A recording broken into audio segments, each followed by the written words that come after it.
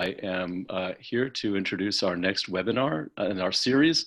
Today we're talking about ministering to juveniles, incarcerated juveniles. And with me is Father Mike Kennedy and Bobby Garcia from the Jesuit Restorative Justice Initiative in LA.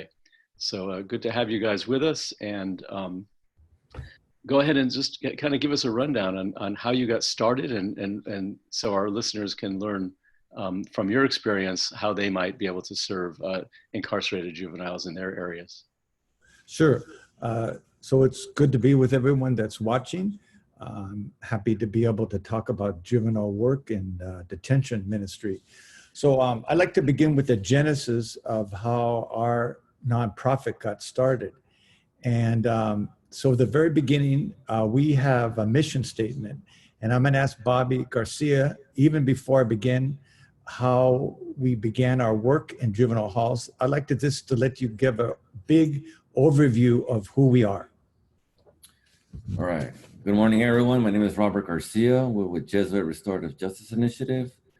Our mission statement is basically on the premise of healing for those who are incarcerated. It's a pastoral ministry that focuses on juveniles, men and women in the California Department of Corrections, and also the families of those affected by violence and crime. We started in 2009 after Father Mike was working inside the juvenile halls.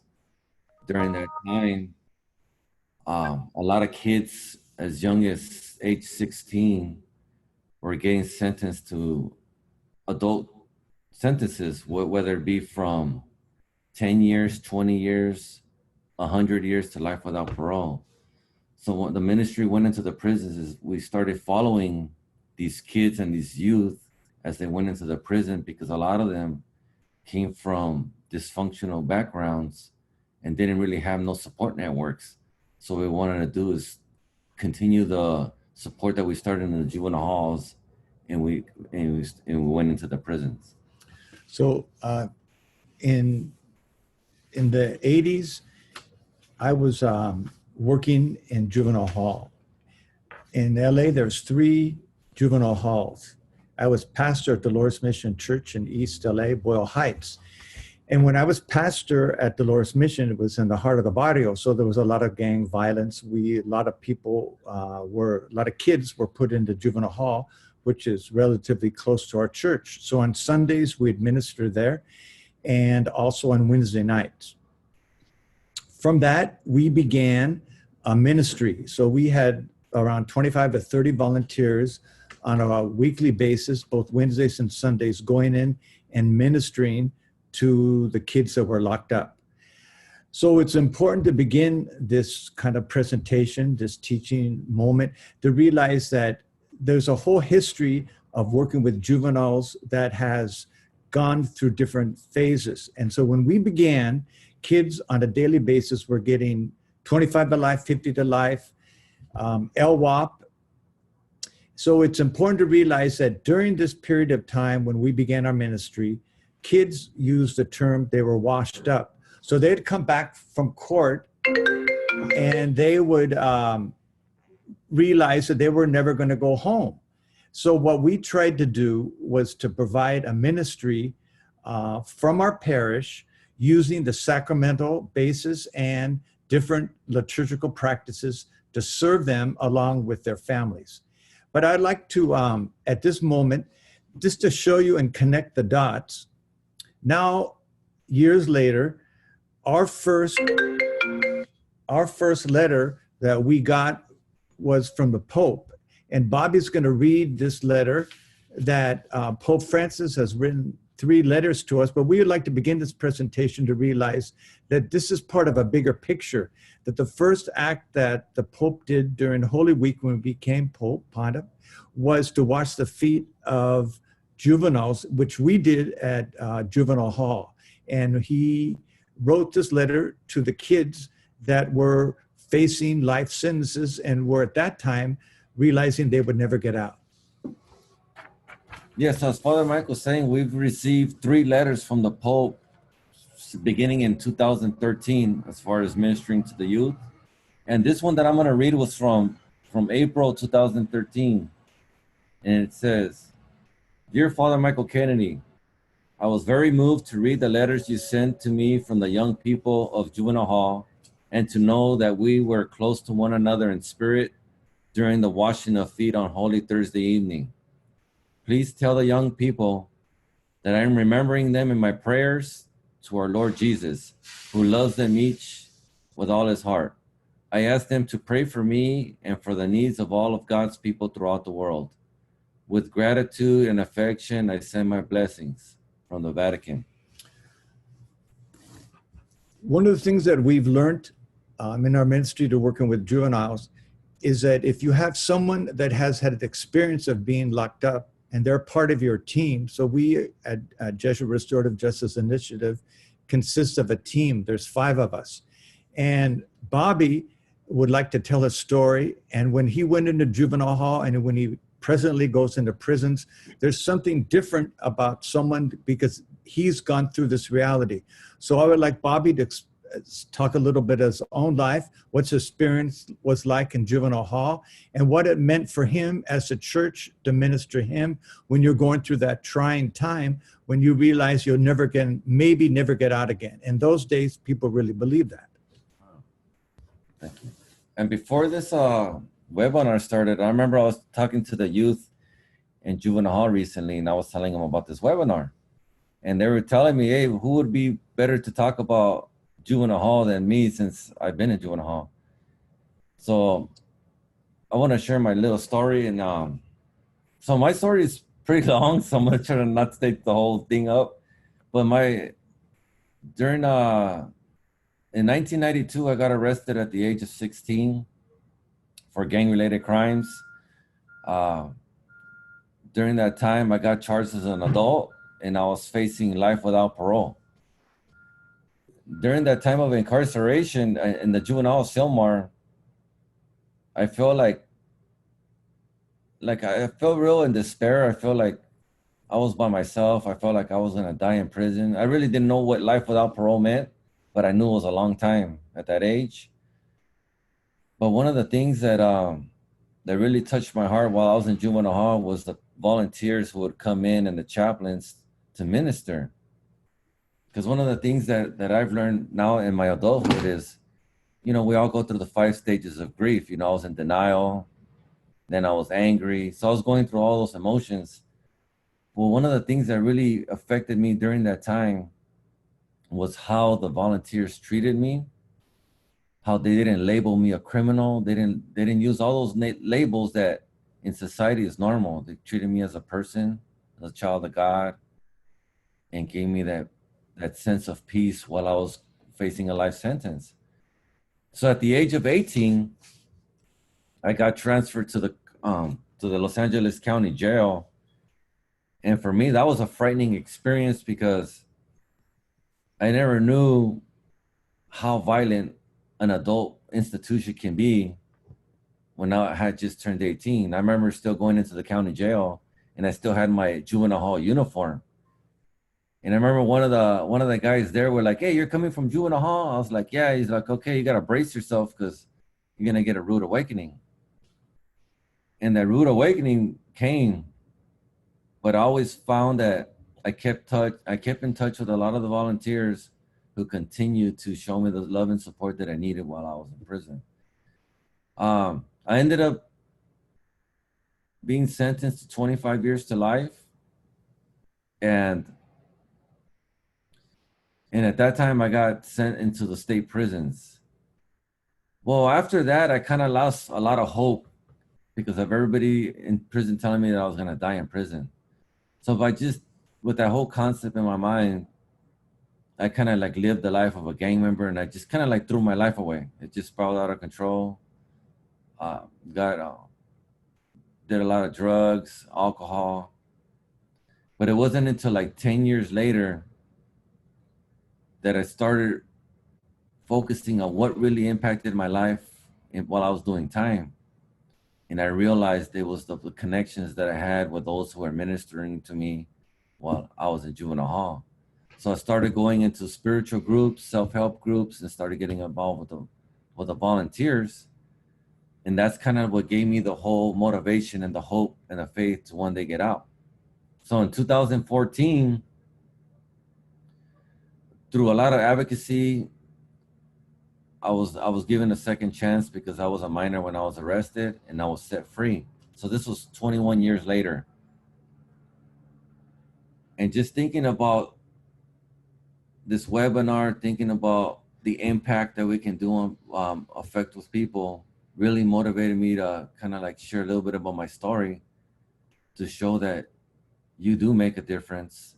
Being in the prisons and the juvenile halls does make a difference. And then sometimes it may feel like we don't, but sometimes it takes years for it to germinate and get into something. But I just wanted to share a little bit about that. So our next section is going to be on Ignatian spirituality. So basically, one of the things I think that's unique about us that are chaplains that are involved in the spirituality of people when they're incarcerated is that many times we encounter incredible people that have gone through life's journey as accelerated childhood experiences. As we know, we use ACE very frequently now. The childhood experiences of people that are locked up either in juvenile hall or in prison. As we all know, a lot of these people have already been victims of violence. So we began in juvenile hall starting 22 years ago, a program called Ignatian Meditation. And basically, we didn't go in there to preach. We didn't bring Bibles and give out Bibles. We didn't give out rosaries necessarily, even though obviously that's part of our practice and that happens. But basically, a kid that's in there, and especially in those days when they were facing life sentences, needed nourishment. They needed a correct, deep relationship with God. So I'd like to talk a little bit about Ignatian spirituality. And I would like to use the example of one kid during the last 22 years. He's someone that has been a shining light in transformation. So when I was at Juvenile Hall, there was a young man who was 15 years old called Eric Benitez. He was really the worst of the worst. We use those words, but sometimes they're kind of correct. We could say they're the worst knuckleheads, but this kid was pretty out there. So at Juvenile Hall, they couldn't handle these group of 12 kids, and they sent them to another facility called Drake. And at Drake, they burnt mattresses. They were constantly using heroin. They were totally racist. So finally, they were so out of control, they had to close that facility, brought them back to Juvenile Hall. They began to burn mattresses. They started using dope. So one day when this kid, Eric, had burned a mattress, they dragged him out to the hallway. And one of the things about ministering to juveniles, I think, compared to adult ministry, is that in juvenile, you have to be creative. So you never got an office. I had never had an office in my 20 years as a chaplain. You have to be creative. So I always brought a CD player, and whenever I had to do confessions or talk personally, I'd put it right there, and that would be our office. So when I saw Eric there, and I says, Eric, how you doing? I just sat down, kind of, and, he was kind of his typical gangster self, and he didn't say much. And then I says, well, I just got back from Sacramento, and I have a friend there, Juan Vargas, who is a state senator. And he told me about how one of his staff had just, his friend of his died in his arms. So as soon as I said that, Eric, who was in his gray sweatshirt, began to tear up. And he says, what do you mean he died in his arms? And then he began to tell me about his story of how his little brother was killed and died in his arms. And then he talked about how they were going to bring him to the funeral because he was locked up because he was at the scene of the crime. And the staff, the morning of the funeral, came to him and says, all of you guys are worthless garbage, and I'm not bringing you. So that began the journey of his anger. So I said to Eric, do you want to go to the funeral of your brother Jose that you could never go to. And so here's a kid that had all this anger. No one ever asked him, you know, why are you so angry? Why are you doing these things? And at that moment, he said, yeah, I want to go to my brother's funeral. So I had him close his eyes, and through Ignatius' method of activating your inner senses, we walked down the church. We saw his brother in the casket. He says, Carnal, I love you. He closed the casket. Then we went to the cemetery. And at that moment, by that time, his whole gray sweatshirt was wet from tears. We prayed. The music was on. Staff were going by. Kids were coming back. It didn't make any difference. He was present at that moment. That night, at 11:30 at night, he got down on his knees, and on the palabra of his brother, on the word of his brother, Jose, he stepped out of gang life. And Bobby would like to read to you from a movement he started in juvenile halls. It's called the Book of Life. We have a book that kids signs when they get out of the gang life. And Bobby would like to read what this book symbolized, both in juvenile hall and now when we go into retreats in adult prisons. When people significantly feel they want to change their life, they go through the sacramental ritual of signing this book. Yes. Okay, so from the Book of Life, writes Eric, when I signed the Book of Life, I felt like a new person inside of me. I was always ready to change my life. I wanted to change my ways and my thoughts. I used to live a life full of hate and anger. God was the last thing on my mind. I was selfish and didn't care how I was hurting. I felt like the devil had me in the palm of his hands. Then one day, I came to the compound at Silmar Juvenile Hall. In here, I met a man named Father Mike. He introduced me to the Book of Life. I felt like this was God's way coming to me and telling me to wake up. The life I was living was only leading me to death. I've dodged death a couple of times before. I felt like God has blessed me with a new opportunity and a second chance at life. And just a footnote to that, when I was mentioning, when I went to see Juan Vargas in Sacramento, part of our ministry has been trying to change laws that have put kids into prison for the rest of their lives. And as we all know that before SB 9 was passed, you know, we as a country were the only country in the world giving kids LWOP, life without the possibility of parole. And so part of our mission statement is to try to change the laws so that kids like Bobby can have a second chance. So we would like to move right now to how a minister can go into juvenile hall as a volunteer or a chaplain, and what are some of the characteristics, what are some of the qualities, what are some of the tasks that someone could be working on to be a very effective minister working with youth. So I'd like to begin with spirituality. You know, in a sense, to begin this point, is really no different than I think that any priest, chaplain, or volunteer, whenever we have a group of people and we aren't aware of the audience and we just give a lot of theological jargon, people are going to go to sleep. And as some of us might realize that if we do to go into certain churches, the reality of what's happening around you, like for instance, the virus that's present, you know, the corona, if that's not somehow incorporated into somehow the liturgy, then there's some disconnect.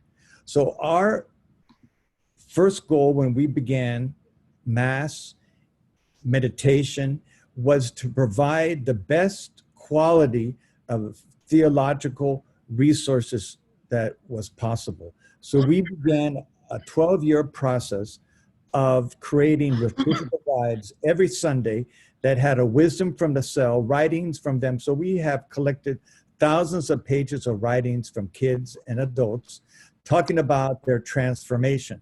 From that, we had a meditation, a question, and it was basically created for volunteers in juvenile facilities, because many times the chaplain is only allowed to go into one section. So this particular, we call them folletos in Spanish. By the way, all of our material always is both in Spanish and English, because a lot of our population, obviously, some of them only speak Spanish, and then a lot of them feel more comfortable praying in Spanish.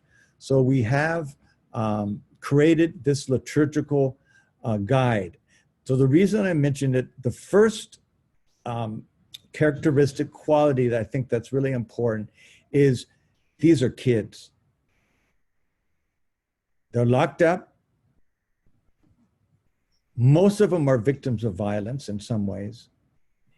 And to provide them with the spirituality that connect them to their life experience, not to try to preach to them, not to somehow realize that we have the answer and we're the saved and they're the lost sheep.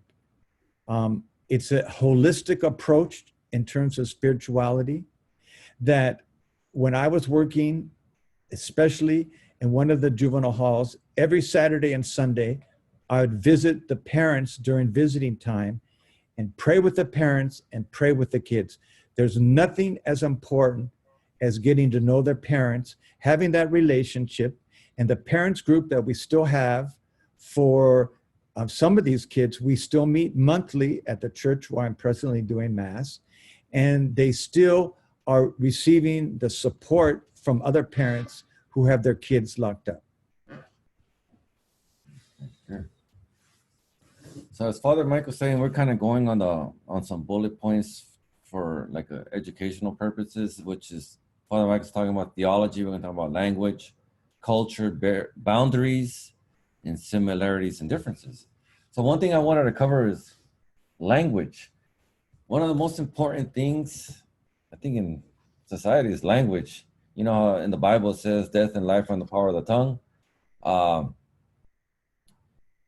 One of the things that I've learned while one of the things let me rewind. One of the things that I've learned while I was out here, being with my colleagues and working in this field in nonprofits, doing advocacy work in Sacramento, helping pass laws and policies. One thing that I always get a vibe of is when they refer to people as convicts, inmates, wards, criminals, felons. When I got out of prison, I was a parolee. When I got off parole, I was an ex-felon. So all these labels is something that shouldn't be used when talking about the guys inside. They should be referred as people, not things. I think that's the most important thing. And like the things that I wrote down is 4 easy things as far as language. One of them is be careful with the language you use. Refrain from using terms like offender, felon, and substitute the word people, youth, returning citizens when talking to the people in juvenile hall, and encourage others that are around you that language is very important, because they're already going through difficult circumstances. Because when they're in juvenile hall, they're either there from truancy, stealing a car, and then it can escalate to different types of things. So they're already faced with a lot of adversity, and then to reinforce that with labeling, that's not the right thing to do. So just to be with them spiritually is the most effective thing. So that's as far as the language that I want to talk about. In terms of culture, it would be helpful, at least in certain parts of the United States, California, different states, there's a large population of Latinos, to be able to be fluent in Spanish. Is that absolutely necessary? No, but it helps. Obviously, in terms of culture, if chaplains have lived in different parts of Latin America for extended time, that's helpful. Worked in both, culturally, in terms of, like in juvenile hall, and I'll speak of LA, African American, or Latino, it's very helpful. You know, I worked for 6 years in San Diego, and it was a national Black parish, and that was tremendously helpful to understand the culture. It's not walking in and pretending to be somebody you aren't. That's the worst thing that you could ever do, is to try to be fake. And then being at Dolores Mission and being at Placito Vera, where I worked for 6 years, and there was 12,000 people that would come on a Sunday, and Salvadorans and Central Americans, and working in refugee camps. So a person's background, obviously, in culture, develops a cultural sensitivity that speaking language can't give you. So you can have somebody that's brilliant in speaking language, has an MA, but if you're working with kids that are locked up, looking at a lot of time, that been through a lot of damage and trauma, that being totally bilingual, that speak with their parents, it's good. So I have one particular point to make in this section. So obviously, I think it's important. The more you could be culturally sensitive, learn the language, you know, to be as close as you can to the culture and to try to incorporate it and not be fake. But I have one main point. My main point is this. The most important thing is that anyone that works with juveniles, and it sounds so simple and it sounds so obvious that it's easily dismissed, is that we care about that kid. I know that's obvious, but trust me, there's many people working with kids that go in there to satisfy their own needs. They want to stuff down rosaries and Bibles and tell them what mortal sin is. And all they're doing is crying inside to have some type of understanding that they're a human being.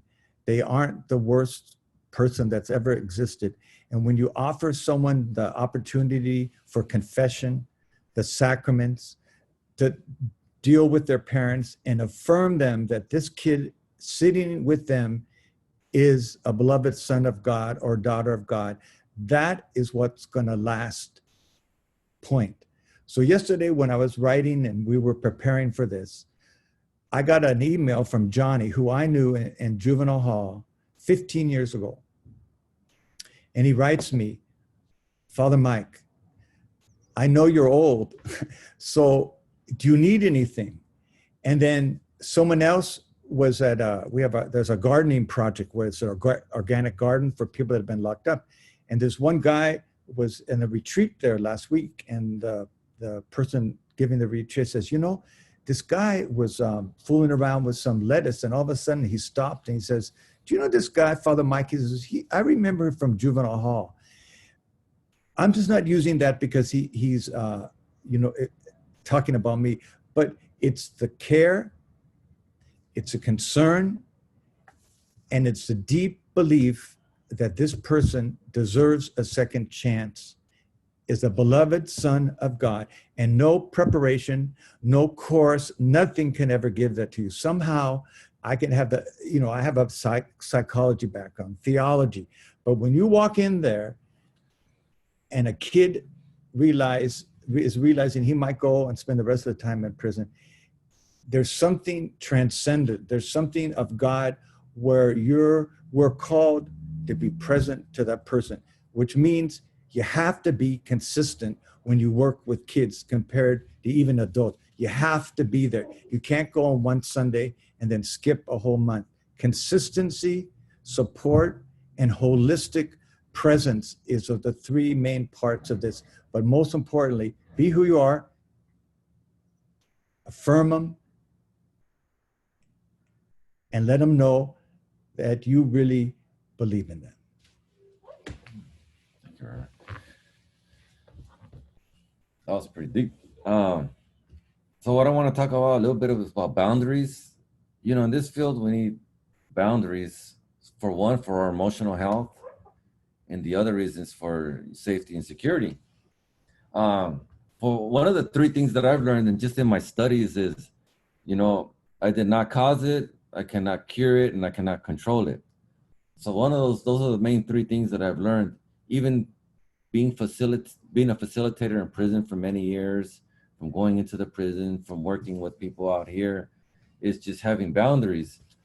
But the distinction between boundaries is not to create total separation, but more is to be aware that when we're there with them, we know that at some point we won't.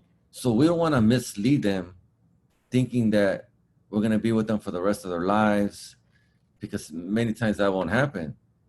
And at that time, they're the most vulnerable when they're facing long-term sentences and they're reaching out to people to be with them.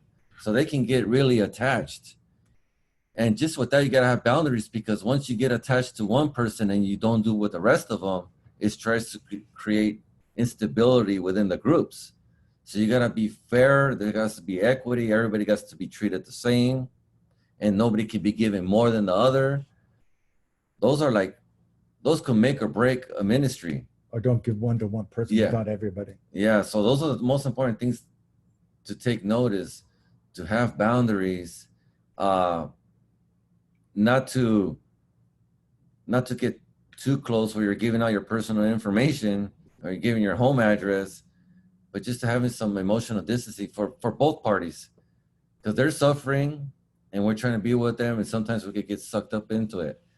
And we just got to be a little careful and mindful of what's going on. It's more for them too.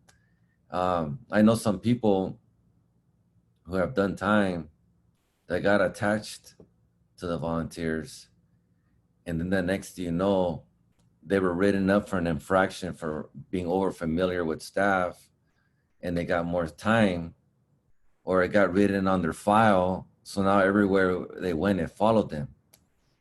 So it could just be something that was minor that they just turned into something major.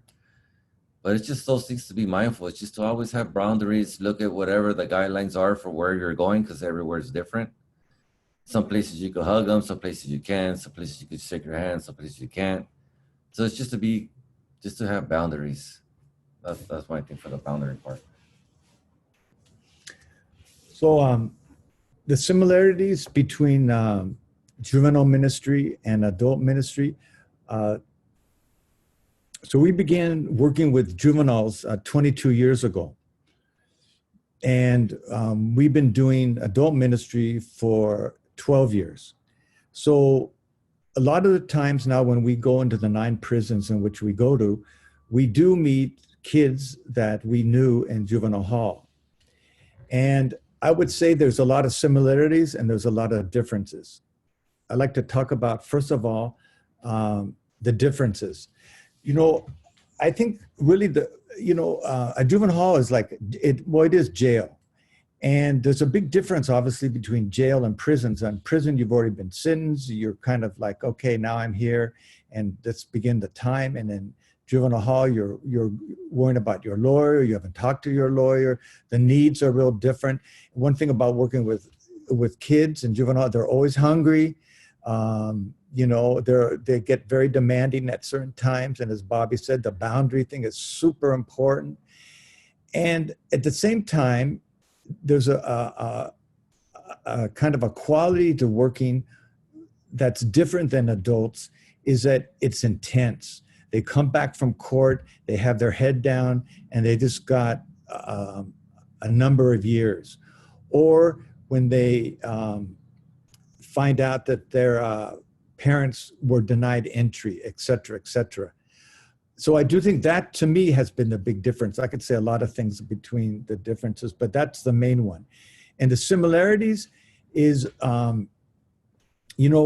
we began this retreat program, Ignatian Meditation, in juvenile hall 22 years ago. The exact same method that we've used 22 years ago with the 5 steps is the exact same tool that we're using in the adult system.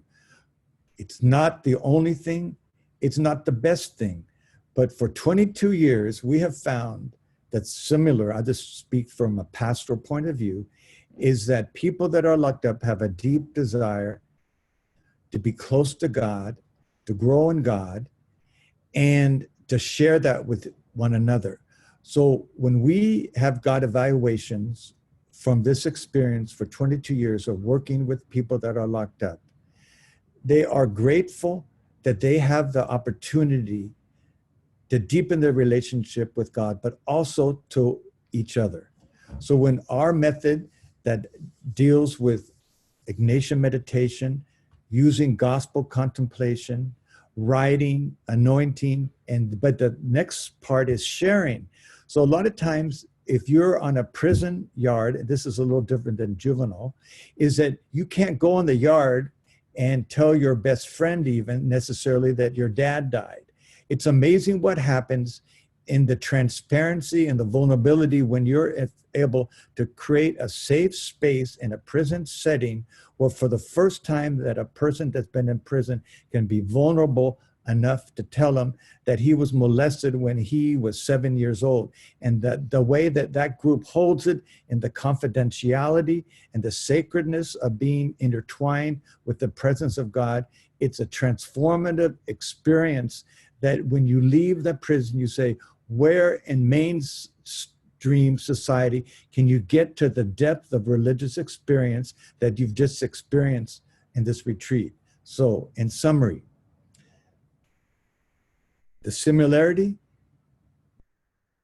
is a deep desire for God's forgiveness. Doing confession for 22 years, it's a grace that any priest that has done it will realize that it's a gift from God. And when you can facilitate religious experience in group like we were able to do, you really do feel the presence of God. So, are you going to talk about any similarities or differences? Okay, so yeah, just touch on similarities and differences. Well, you know what? I can use myself as similarities and differences. It's like, at one time I was in prison. I served 21 years. Now I'm out in the community. I'm a citizen. Am I any different from you? No, maybe our past is different, but we're all working in the same thing. Am I still a convict or ex-convict? No, I'm a human being. I'm a person. So it's kind of like using myself. Is like when I go into the prisons, I refer to them as people. And even talking about language, I'm always careful with my language in there. And boundaries, one of the things with boundaries is I'm even with boundaries because I've known a lot of people there for 20 years. Some of them I've lived in the same cell for a long time. I played basketball, but even I got to maintain boundaries because I know them personally. So I would just say we're all the same, just as circumstances, we're just trying to be with them as they do their time and trying to minister the word of God to them and use Ignatian spirituality. And one of the resources that I wanted to conclude with is that we use in the prisons. It's called the folleto. So in the folleto that we use, which will be available through email if we can do that, is like Father Mike was saying, we have a 5-point thing. We do testimony. Somebody gives a testimony regarding the scripture, something that they can identify with. Then we have a meditation. We play the meditation song so they can sit and reflect on what's going on. Then we have the anointing of oil. We do the anointing of oil with the hand of the cross. And then we have a reflection question. So the reflection question will go off the gospel, it'll go off the testimony, and then they'll write in their own words how that touches their lives. And share. And then after that, the closing prayer. So that's as far as our resource for the folleto. Now, questions, answers? Questions. So question answer, or how's it going to work? Okay, so we have a couple questions. Can you guys hear me okay? Yeah. Hold on. So Kevin wants to know, he's wondering what kind of training your volunteers had prior to ministering in the juvenile hall. So can you talk about a little about how you prepare your volunteers? Sure. So there are training sessions, and in order to go to the juvenile hall, any volunteer would have to go through 3 sessions of being trained to minister to juvenile halls, to know, like what Bob was saying, boundaries, don't preach to them, the situation of game. And so we as chaplains participated in the training, but it was more done on an archdiocesan level. The Office of Restorative Justice provided these every 3 months in Spanish and in English.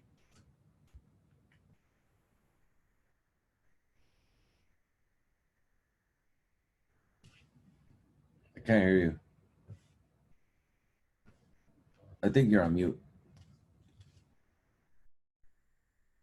You're right. Did you want to add anything to that, Bobby? Yeah, so as far as training, they kind of like what we're talking about the fight.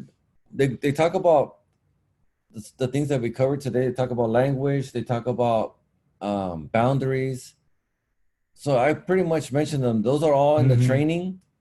And like Father Michael's saying, in LA, it goes through the Archdiocese, and every 3 months they do the trainings just to ensure the emotional well-being of the young men there and women and the volunteers going in. And then there's ongoing training every year, and then there's called an advanced course on training. Okay. There's was a question from somebody who wanted to know if you're aware of any national level organizations or training that exists for ministering with juveniles outside of what you're doing in California. Not that I'm aware of. No, I'm not aware of one. Yeah, I'm not either. My sense is that you guys are sort of the leading the this whole type of ministry. So that's why it's so important to hear your experiences.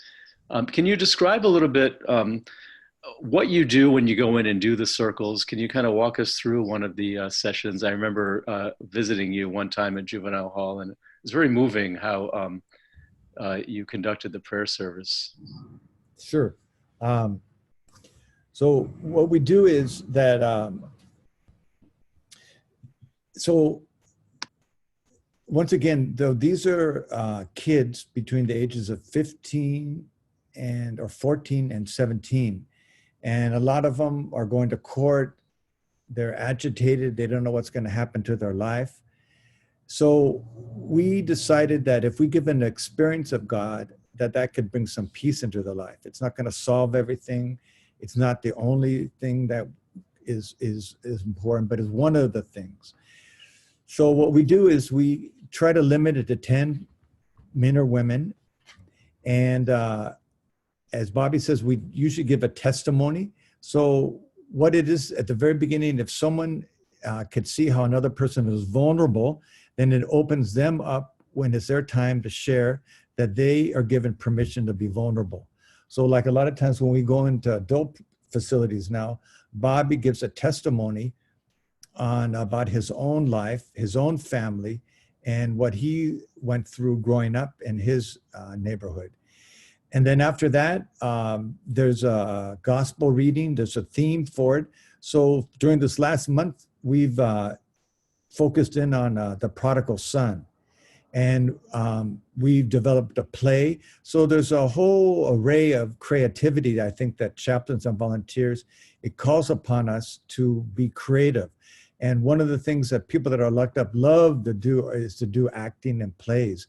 I mean, you know, there's a whole program now that is done in state prisons in terms of around acting. But to do that is really important.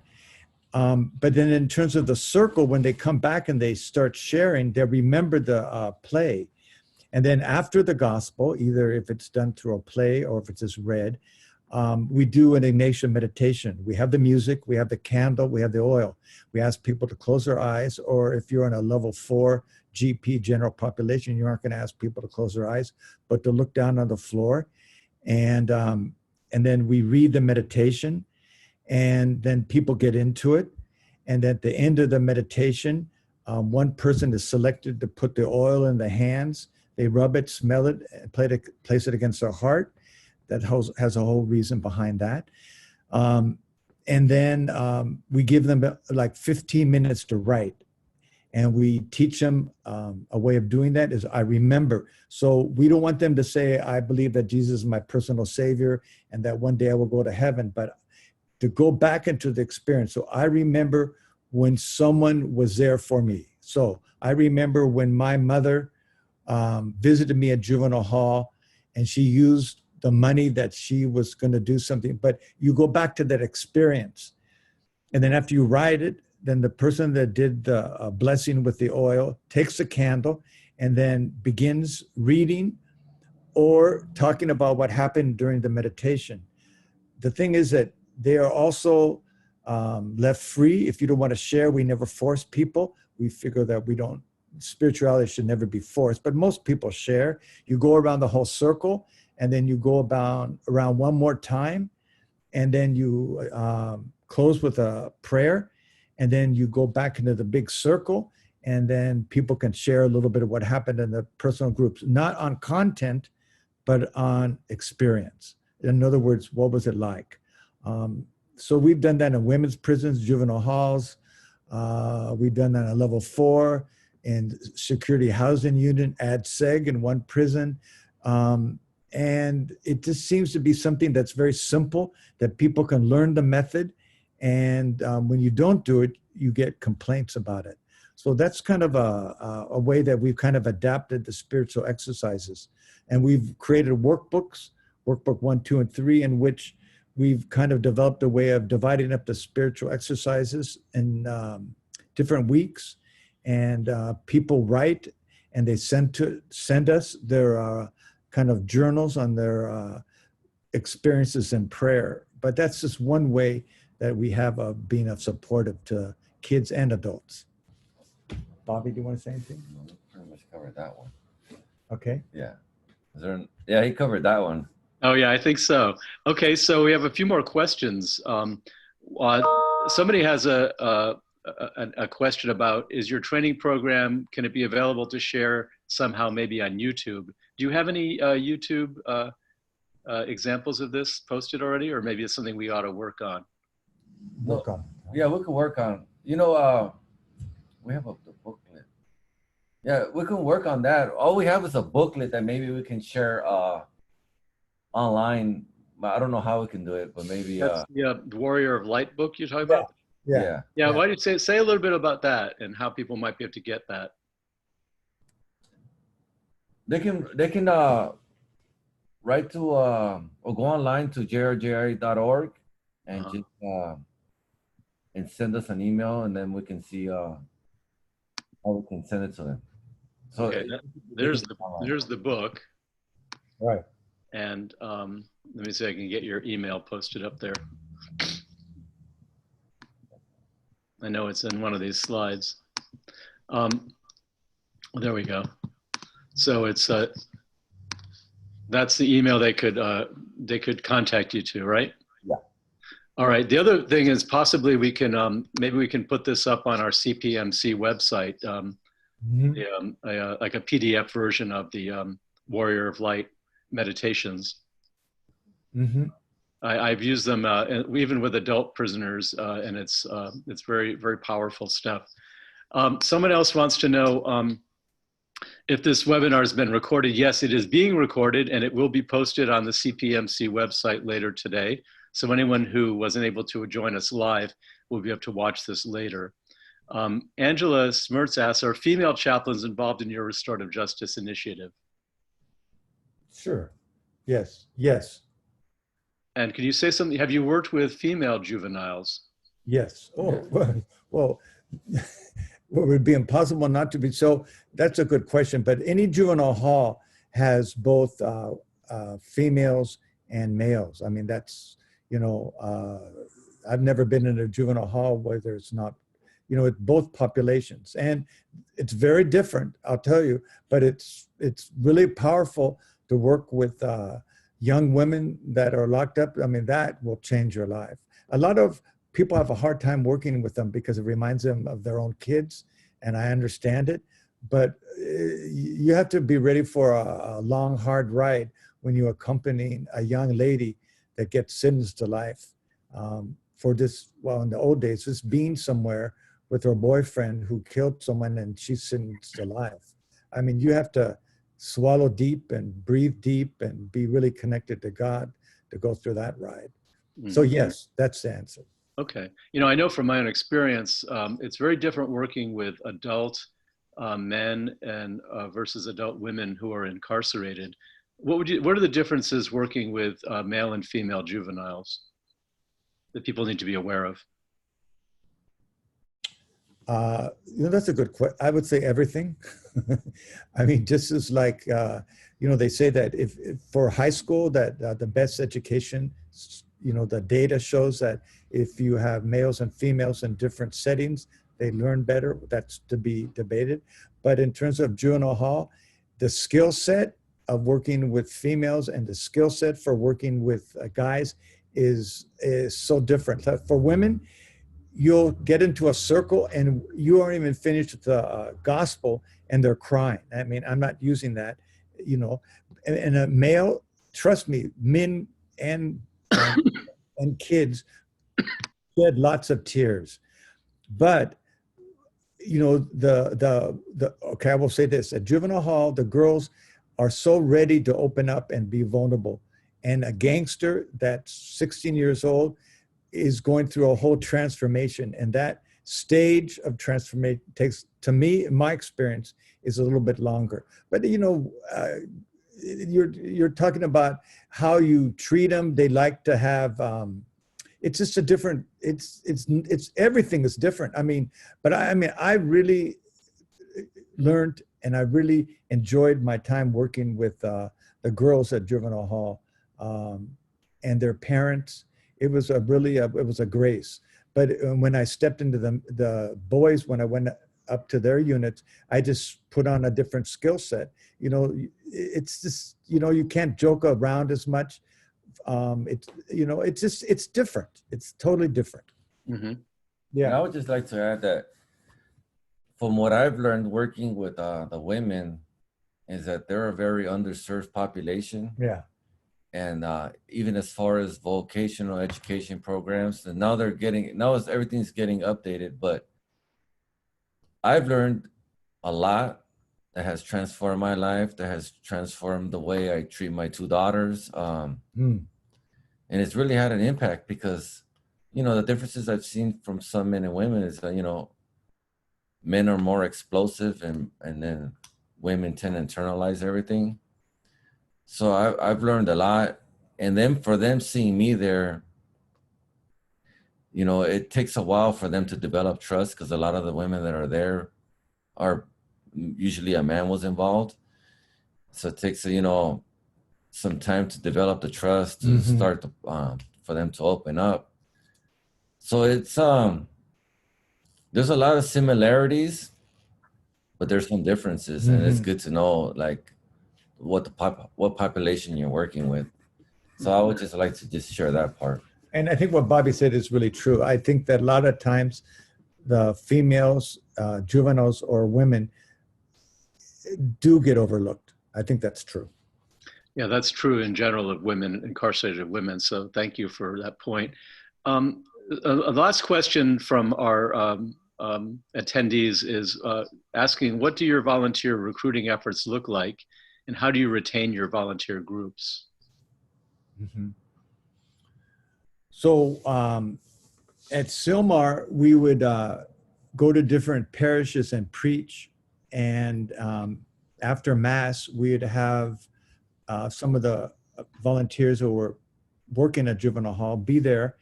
And anyone that was interested, we would get back to them. And in order to go into the juvenile hall, they would have to receive the training.